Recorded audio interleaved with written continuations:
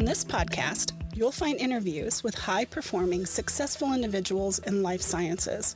On a weekly basis, we cover their proven methods, principles, strategies, and mindsets to implement new technologies that scale to meet the needs of people in our world.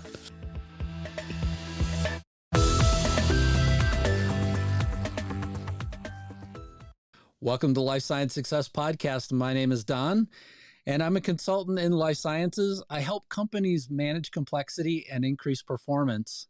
Today, I'm joined by Anthony Marotta. Welcome, Anthony. Hi, Don. Nice to see you again. Yeah, great to see you as well. So can you tell the listeners just a little bit about yourself? Certainly. Happy to do so. So I am a PhD trained scientist. I started my career actually working very much with clinical folks right from the outset. So when I was doing my PhD, I actually worked with a gastroenterologist and pathologist. And at that time, we were looking at studying perturbations in different signaling pathways in the context of colon cancer. And, looking at, like, let's say, diversity, even within the tumors, when patients had underlying genetic conditions that predispose them to cancer, we were looking at how those molecular derangements actually influenced, let's say, biochemical patterns within the tumor. And so it was such a great opportunity to work with clinical folks to connect what we do at the bench level with what's going on, at the patient level. And I've continued that journey within my career. I've been a serial entrepreneur, started up a few different companies over the course of the last 20 years, all within the life sciences space, with the exception of my most recent startup in the health and wellness, food space. And really, again, everything that I do as part of my journey is to make things better, either for the patient or the consumer, in the case of the latter, proposition. And just I love making or attempting to make a difference in the life of individuals. So it's so important, and it's great to have it as a part of your overall mission. It sounds like you've woven in a little bit of your previous history as well into what you're even doing today. What is it that drove you to want to be in life sciences? That started at a very young age. For those of us that are a little bit older, they may remember a show called Quincy. It was an ER show. You're right. And I, as a young kid, like on the weekends, I was watching that, and I was always mesmerized with the whole ER life and the concept of being a doctor. And again, it was something that I knew from a very young age that I wanted to actually, grow into and or to evolve into. And so, again, too, I was pretty headstrong because as a individual in high school, I really kind of came into my own intellectually, like, let's say, as I entered into university and was mentored by one of my profs in biochemistry. I wouldn't have said at that time that I would have been an exceptional student, but really when Professor Thayer actually, that was the prof that inspired me, took me under his wing. That's when things started to happen for me, and to this day I'm grateful for having him as a mentor. Yeah, it's amazing the impact that the right instructor or right professor can have on people as well. I have a similar story in my background as well. It's funny though. One of my kids had said that they wanted to be a medical examiner, so they wanted to do exactly what Quincy did on that show, and it terrified me because I was just like, you talk about seeing some of the uglier sides of humanity, but I know it's needed. I just I wouldn't want to have a kid that's what they want to go do, but that's what one of my kids did want to go do. Yeah, no, but it's important, and so again, as my journey evolved, being, let's say, more of a trial and error type of person, I think doing a PhD where you can actually like experiment is the right fit for me, clinically, because again, obviously, seeing a patient, things are a little bit different than playing, let's say, in a lab, right? Mm. So I'm happy to affect change, but based on the laboratory environment, and then translating that to the patient through the appropriate clinical person as well. So, but I So, think you need that in science, yeah. connecting And to you're the patient. and you're doing a lot of different things right now, right? So, I mean, you're working with Amoy DX. What are the problems that they're looking to solve? And then maybe we get into a few of your other ventures Sure. as well. It seems like you're a busy guy. Yeah, I gotta wear a few different hats. So, some days it's like juggling all that and create some complexity. But I think, having that, it makes my day extremely enjoyable. Some days kind of stressful and long. But, with the Moy, I'm their North American medical director. And I think one of the things that we're seeing there, and, again, I love the whole field of oncology because what happens in oncology from a personalized medicine standpoint really does spill over into all the other clinical areas. And so with that, what we're seeing, obviously, there's a flurry of new therapeutic modalities coming forth, obviously, onto the market or in trials. One of the things that we've talked about for years is the need for more of these personalized medicine strategies. So, in the area of oncology, you're really like living that. And so with Amoy, we have all of these, let's say, personalized genetic solutions testing wise that are more kidicized, so really with Amoy, what we're trying to do is enable more of a regional like strategy for molecular testing as opposed to kind of being siloed with, let's say, some of the larger groups, because again, one of the things clinically is turnaround time, right? The Sure. faster that the clinician gets a result that's meaningful, the more likely that they're able to intervene more immediately with an appropriate course of, let's say, therapy that might, for example, impact the patient, and in the case of oncology, improve the survival, duration, so to speak. And I think, the concept of a decentralized testing model there in oncology will facilitate, for example, rapid turnaround time, to results. And I think that that's what we're trying to do. I mean, Amoy itself has started with an overseas. It started as an Asian company out of China. They've moved into the European space, and the North American market is something new for Amoy, and it's something that we're working on to address, entering the North American market. The company has some really awesome partnerships with large pharma, AstraPfizer, Merck.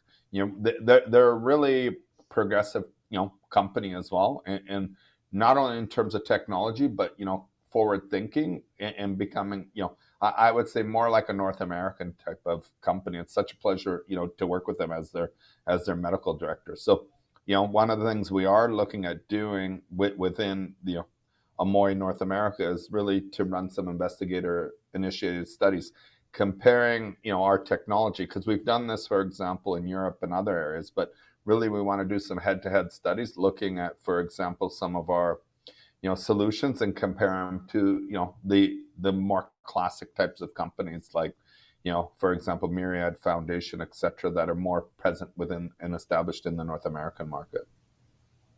And so you would run the tests in some local lab in the country that you're collecting the samples in. I assume. So we wouldn't be collecting the samples. All of this would be done through the corresponding investigator. They'd collect the samples. We just enable them with the testing, devices to run that head-to-head, analysis. So everything that we have is kit-based, including, for example, like even our logic or algorithm-based solutions. We actually have a dedicated system called Andes that either can sit in the cloud and you can upload your results to the cloud, or you can actually, bring the server in-house so that you're not, for example, having to send data, outside of your walls.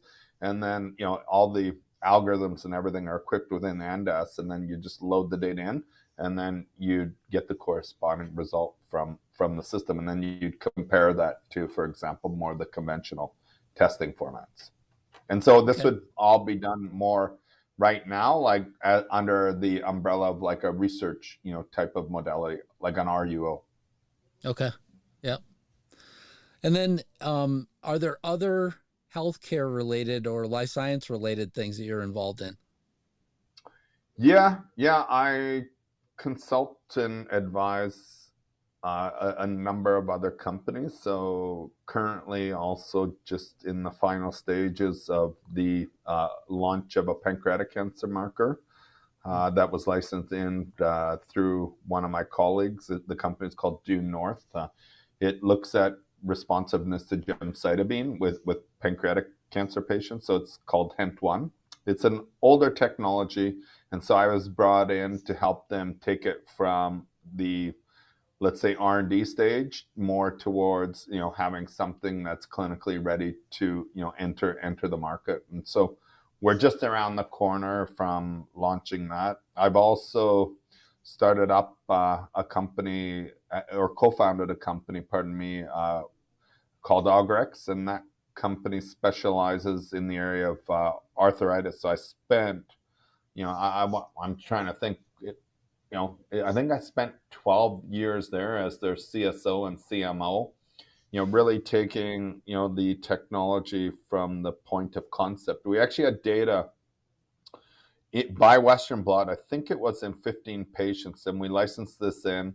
We developed all the critical reagents, designed and built out the kit, and then have actually launched that commercially within Canada and the United States. We've also CE marked and made it available, on a limited basis through Europe as well. But the main thing there was that we're really focusing on the North American market. And so I did that for a number of years. I stepped away because as they migrated from R&D towards commercial, at that point my job was done, right? Like, so to speak. Right. I have since, in the last, I want to say probably 8 months, have come back into the company in a consultancy capacity now, and I'm helping them move the technology along further. And I'm actually now in a position where we're able to advance some of the pipeline assets that I had discovered.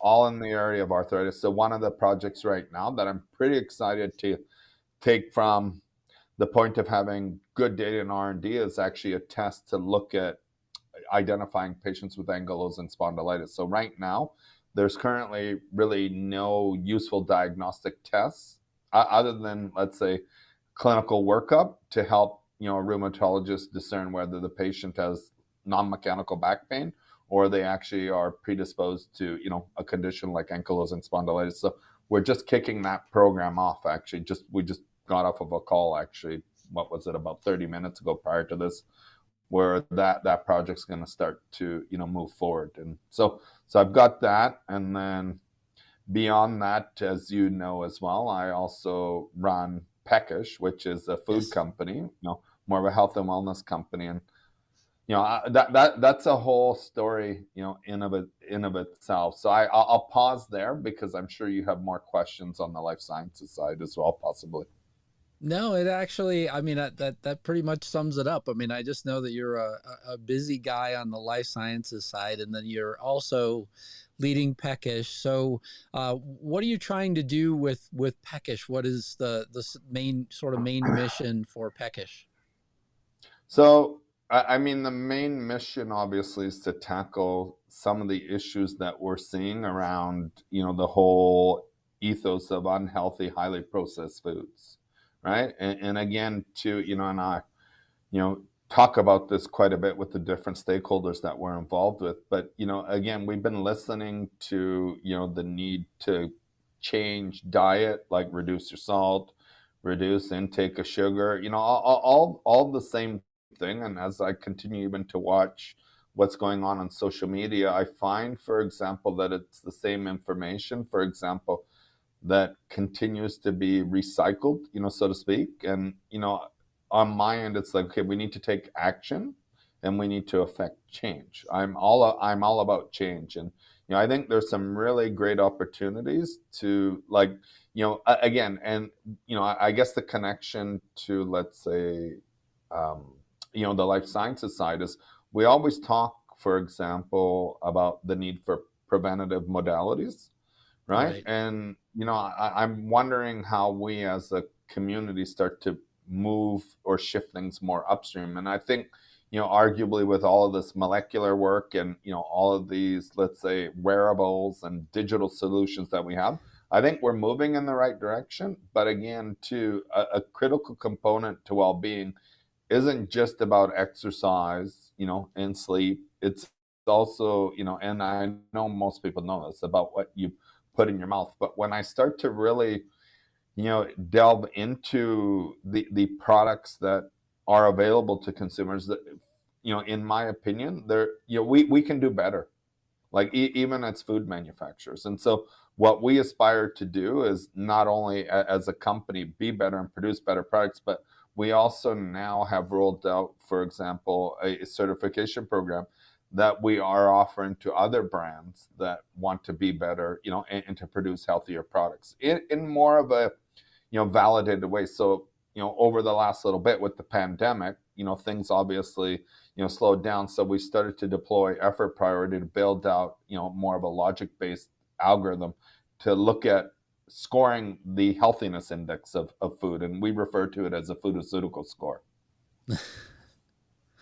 That's a great way to do it. I mean, it seems to me like there's a real need in the market for this. I mean, at least for me, during the pandemic, I mean, I gained a lot of weight, and then now I'm working very hard to get it back off. And one of the things I know instantly is that a lot of it ties to the processed foods that I consumed, at least during the pandemic. And we're eating a lot more healthy, in our house as well. Yeah. Yeah, and it's interesting that you say that too, because I think, when you look at the pandemic, in just talking to people, that, let's say, didn't really appreciate cooking. I think what, has happened when people were locked down, like some, migrated towards watching more TV. Others, looked at what they could do within their home. So I know some people that were not really, let's say, very proficient in the kitchen that have now, had the opportunity and the time to actually do that. And now they've changed their entire, habits where they're cooking more at home and making everything from scratch rather than buying, things off the shelf or ordering through, any of these third party, like, let's say, providers. So I think, again, we've all had our struggles, including myself. I like sitting for, let's say, 18 hours a day, like during the pandemic, at the beginning, working, right? Like you became very sedentary. And even myself, it's like, okay, I need to kick off the COVID weight. So Yeah. Yeah. I mean, that's the biggest thing, even with me as a consultant. I've spent an awful lot of time just working. I mean, just back to yeah, back to back working. And it's funny because I have, some things that I'm currently working on that tie back to this idea of, overcommitment in our life, and how do you get rid yeah, of so much overcommitment, which then, contributes even more to this, the sedentary lifestyle that we have. So yeah. yeah. Yeah, no, it's such a, honestly, it's nice to kind of get back to somewhat of a normal where Mm, you can actually see people. yep. In a few weeks' time, I'm attending my first conference in a long time. So it's I will be actually on the road for a little bit. Attending my very first conference since Yeah, the pandemic started. So yeah. yeah, So no, that's good. what is one lesson that you've learned in your career that shapes what it is that you do?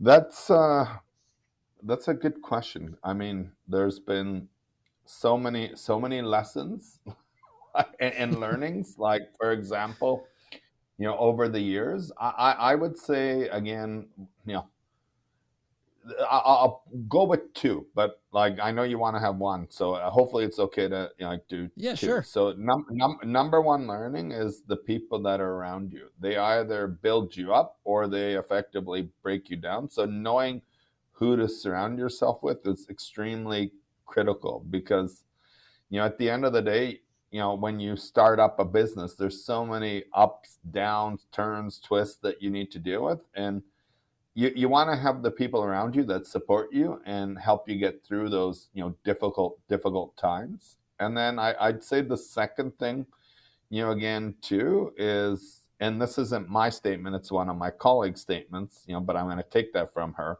spend 80% of your time planning and 20% executing. I think sometimes we want to run really rapid, pardon me, and we don't put the appropriate time into plan. And that's where things can either, go extremely well or derail. And then you have to spend time resolving it. Right. So that planning right at the outset is absolutely critical. Yeah, it's funny, as I got started with the podcast and with consulting and other things. I mean, one of the things that I found is that I was holding myself back much more than other people around me were telling me, "Hey, look, go, man, go. This is there's a lot of good that can come from the conversations that you have and things like that." But at the same time, this really isn't my personality setting in front of, the computer, more or less, interviewing somebody. But at the same time, I would love to get the information out there about the companies that are out there that I know of. And, willing to learn a lot more as well about the interesting field that we're in, because there's just so much going on overall. Oh, So it's absolutely. good to have people pushing you forward or not holding you back, I guess, or in your sphere. Yeah.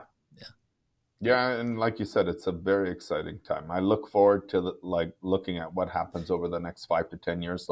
Just when I look at, again, I have, I spend probably similar to you, laptop. It's almost for me like obsolete. My phone is like where I end up spending more of my time. It's just more efficient, for me. And I look at it and just what we can do now, the power of technology. It's fascinating. I'm blown away, like how fast we can move. Yeah. And I think that speed translates to, for example, what's happening, within the life sciences space, that we have access now to so much more data and information. Right. Yeah, I was telling somebody that the other day that so I guess for bio, which is the conference that's coming up that I'm going to, they somebody had said that Amazon wasn't going to go to the conference, and I just said I mean, everybody that I know that's working in diagnostics, at least in North America right now, if you need extra compute, Amazon's who most people turn to go to. And so I was kind of surprised that they weren't going to be there, because for any drug developer or any diagnostics company that will be there, it's unfortunate that they won't, because I mean, they're contributing an awful lot to life sciences today. So that was kind of my general comment about them, just coming or not coming to the conference. So yeah. So in terms of advice that you might give to somebody that's just getting started in life sciences, what might you tell somebody that is just getting started in this field, that would either, sort of draw them in, or things that they might look out for?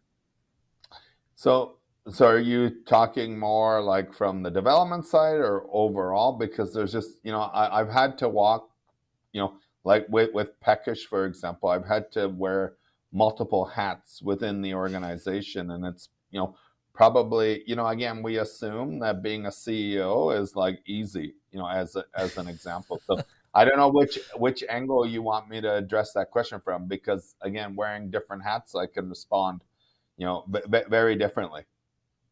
Yeah. So, I mean, I guess from my perspective, it might be from more of the general standpoint, but, Okay. I certainly, take it whichever way that you'd like to take the question. Sure. So I'll take it more from like the leadership perspective, because I think one area, again, too, and I've seen this time in and time out in working with different clients, like, again, as a or as a scientist, we obviously have a really great understanding of certain things, but that doesn't always mean that we understand everything in business. And so, again, going to my original comment about surrounding yourself with the right people, not everyone can be a CEO. I'd say, again, too, like, if you're gonna go in, like, to do something, we often get tied to what we're doing, and we kind of, there's an emotional connection. I always hear people, it's like my child, or my project. What, on my end again too, like, to affect change, and I'll use Ogrex as an example. I worked, what was it, 12 odd years on that, and then elected to take a step back as they went from more of an R&D to more of a commercial like mindset, right? Because again, there's a time and place for everything. So I think you don't want to be married or tied to whatever you're doing, right? Like, you have to know that there's a time and place for you, like in, the whole journey of your, and that might mean that you need to effectively take a step back to make it better, right? Because if we're really trying to, for example, impact people's well-being, then you can take it to a certain point, but at some point you might need to switch the players on the team, right? And I Yeah. think that's a really important lesson for everyone. Just remove that emotional connection. There's always another project. I always say, like, there's always another project that we can jump to, right? Right. And it's knowing when the appropriate time is to, like, effectively maybe take a step back. Yeah, it's interesting that you'd say that, because I think a lot of people, right, they like sort of the consistency of the same thing forever. I think the world is a bit different than that today, where a lot of people, aren't afraid to sort of, take a step one direction or the other. The one thing I typically Yeah. refer mentoring students to is that, this idea of seasons. There are seasons in your life. There's a Yeah. season of sort of initial growth that you're going to go through as you come out of college and collect skills and all those sort of things. And then there's going to be sort of a plateau in your life that you have to decide, what is that plateau for? Is that Yeah. plateau for personal growth, or is it for, growing a family, or, what is that next season for? And there'll be continual seasons as you go along, that you have to decide what in your life is that for. But I also would say the same thing in terms of companies. There are people, certainly, that are, more growth oriented. There are other people that are good for, kind of keeping the status quo. I mean, as you came into COVID, the last thing you need is like somebody that's really disruptive in place, that's disrupting on top Yeah. of the already disruptive environment that you have. So, yeah. Oh, So that, absolutely. Yeah. yeah, No, that's that. COVID has taught us a lot. Like, even again, resilience. And I think, yeah. quote unquote, coming out of it, there'll be opportunities, and it's how you navigate the waters to identify those opportunities and what's right for you as an individual, and for your company for that matter as well. Yeah. But I think the other big kind of learning too is that, again, when you're in business, having a really good CEO, absolutely. Like, for me now moving forward, like, I always want someone on the financial side right next to me as well, because Yeah. that your success or your failure is so much tied to, for example, managing your finances appropriately as well. Yeah. I mean, a good CFO tells you when to push the gas and when to hold on and keep the brake Yeah. on. So, yes, absolutely. CFOs are an important part of every organization. What are some of the biggest challenges that you've had this year? You know, that's a good question. I probably look at challenges a little bit differently, rather than as a challenge. Where are the opportunities? So I think coming out of the, let's say, each business has their own challenge. So I'll just use the Peckish one, because again, that one was one of the companies during the pandemic, obviously, that was hit the hardest, right? And so just navigating the waters, for example, over the last few years, like, of COVID, have been obviously, quite tumultuous. And, I'm glad that we're kind of on, out of it now, out of that, tailspin, right? And when I look at our current challenges, it's about scaling the business. So, but I'm looking at it, okay, coming out of it, we know that's a challenge, but where are the opportunities? So right now, for example, again, just switching, our own internal mindset from, like,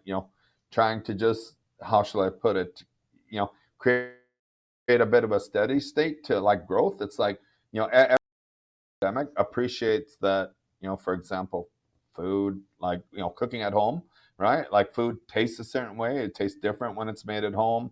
Budgetary constraints like inflation, all of these things kind of confound everything. But I think the one thing, when you're navigating this, it's like having, the right partners, number one, to work with.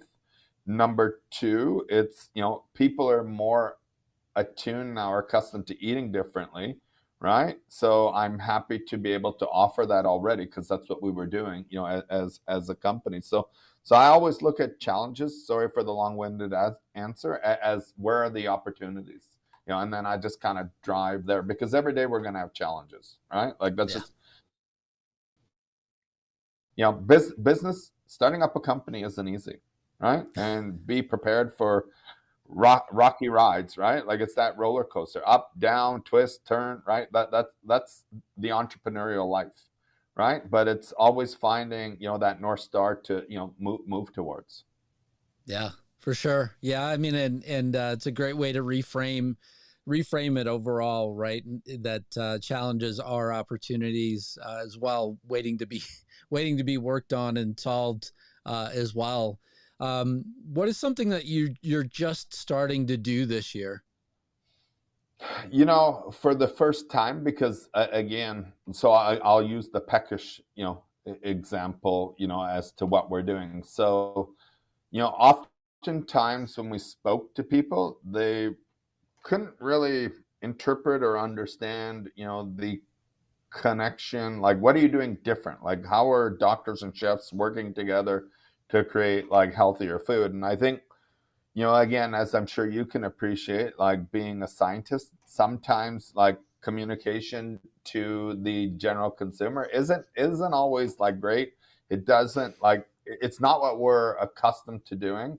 It can often be confusing as well. Like, so, people will gloss over. So I think one of the things that we're doing now a little bit different, we're trying to connect more to the end consumer and explain why we're different, and then work with like dietetics individuals as well to help us get that messaging correct, so that the consumer can understand, and even the vendors, they can appreciate and understand what we're doing differently. And I tell people, like, not everything is created equally. So we take a lot of pride and effort to actually make sure that whatever we're using, the parts that we're using to build the whole product are good for you. Because I know, what, we're never going to change everyone, and get everyone to eat plants, as an example. So, again, you might be pescatarian, you might be a carnivore, right? Like, so when you have all these different, let's say, styles of cuisine that you have to offer, I want to always drive towards best in class, right? I Mhm. want it to be as healthy as it can be. And so we're just starting to refine the messaging a bit to explain it to consumers. And so, where can people find peckish foods today? I mean, that's the one thing that keeps popping into my head is Yeah. so if I go to the grocery store, will I find peckish there? In some, again, so what we had endeavored to do when we first opened up, with this concept, was to be more of a bricks and mortar type of, strategy. But the market drove us to becoming more of a manufacturer. So we're working with, institutional clients, again, and we're more situated, let's say, right now in Vancouver, Canada. We moved into Alberta during the pandemic, but obviously, during the pandemic, you had to, how shall I put it, in some cases, put the e-brake on. So right now, we're revisiting, for example, our growth strategy. So part of this, like, part of the thinking now is, again, we have these really great propositions. We'll continue to innovate in terms of building, let's say, healthier for you products. But the whole model now, from us doing everything on our own, has evolved from that concept to actually, if you're a manufacturer, if you're a retailer, like that has your own commissary where you're making stuff, right? Like, we'll equip you with the, the know-how, the tools, and give you access to the brand, and you can, effectively produce those products, for example, within your own walls. We think that that arguably, will create more of the appropriate multiplier effect to equip people, with the right tools to make these, types of like, products. So that's our accessibility strategy right now that we're working on for 2022. Very nice. Yeah, I'm really interested to see how many of your products actually start to, drift south. I do look forward to seeing things, make it to Colorado where I'm at, and see the company grow for sure. Yeah. So there are three. Go ahead. Yep. Oh, yeah, I was going to actually say, so, we actually, as part of our mandate now through Project Healthy Human, we've rolled out this certification program. So we're starting to work with other brands that fundamentally are aligned with us in mindset and philosophy. And so we're certifying their products, and we're helping them actually like enter, the US market with that, so I'm pretty excited to like even, take, go beyond obviously just what Peckish is doing and support other brands in their vision to like, bring healthier products onto the market. Very good. So there are three questions that I like to ask every guest. What inspires you?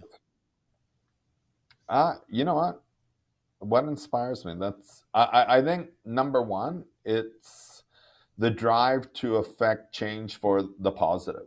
Right? No matter what I do, there's always that connection to the patient, so to speak. So again, even when I'm talking to companies in the food space, my mind gravitates always towards thinking of people as a patient. And I hate to say that, but how can I help you be better?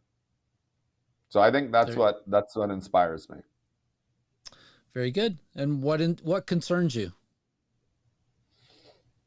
I generally don't have any concerns. That might sound terrible, like, but at the end of the day, like, there's always going to be things that come up, and it's, I always tell people it's not how you react to a situation, it's how you meticulously plan and then respond to that situation. I Yeah. don't like to bog myself down with concerns. It creates negative thinking. Yeah, I can definitely empathize with that as well, because it's um, this idea of the way that you work your way out of a situation is much more important to me than how you sort of dwell in the moment, right? Yeah, So yeah, so show me your pathway forward is yeah, typically the common response that I think most people that have interacted with me professionally anyway, they would they yeah, would say the same thing. yeah. And what excites you?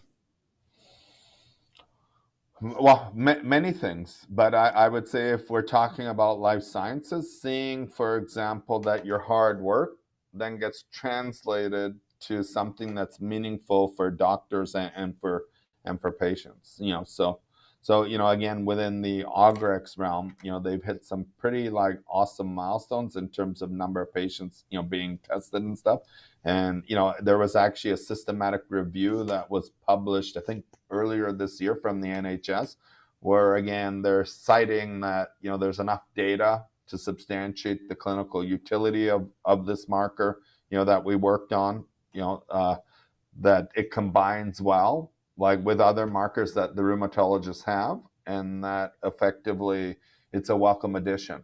So when you get that independent validation and you've spent 12 years grinding, and again, when I say Right. grinding, within a 2.5 year period, we published, I think, 90 abstracts and 10 peer review articles. What goes into that. So there was a lot of like late nights and, a lot of like, how shall I put it, pushing through like certain things to achieve that. And now, looking at, the fact that the community is responding in that way, like it's gratifying. It's humbling.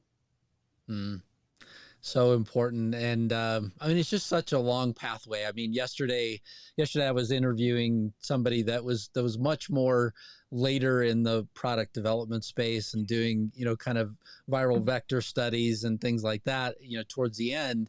And I just kept thinking in the back of my mind, the the shorter window that they get to see, between viral vector study to actual release of, whatever, drug that it is, has got to be a heck of a lot less compared to, 12 years of, collecting data, working with patients and writing papers. It's just an awfully long time before you actually get to market. Yeah, yeah. You know what? I mean, we got to market, but again, just over the course of, the years, like you were like publishing with opinion leaders, for example, like through collaborative efforts, and then there started to be, others like wanting to do investigator initiated studies, and then what has kind of happened as a consequence of just being commercially available, now people are like testing it independently, to us, and they're seeing, for example, that the data holds true. That's gratifying when, again, you've got your community, if you will, validating all of your efforts independent of you. Yeah, absolutely. Well, Anthony Marotta, thank you so much for being a guest on the Life Science Success Podcast. I greatly appreciate you spending time with me.